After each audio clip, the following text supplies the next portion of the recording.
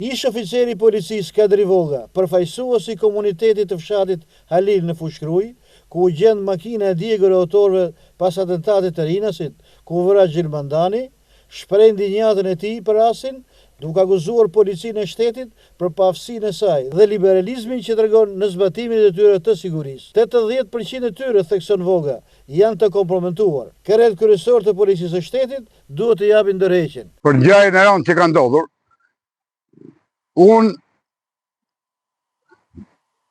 do ngjova në lajmet dhe prisha që ministri Endi të jep të ndërheqjen. Drejtori i policisë së Rëndë të jep të ndërheqjen. Shefi i komisariat të policisë Rrinas të jep të ndërheqjen.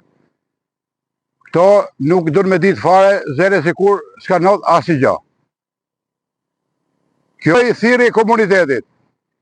Rujuni nga policia e shtetit. 80% e policisë e shtetit janë të korruptuar, janë të lidhur me krimin. Rujuni veten. Por policinë jeni të humbur.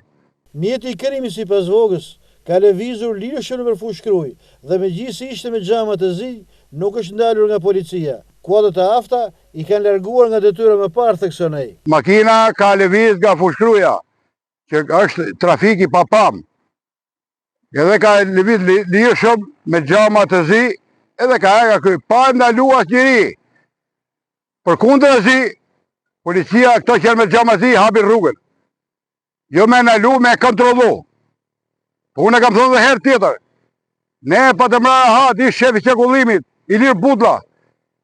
Nuk guxote të vite makinë që kalote në Fushkruj me xhama të zi.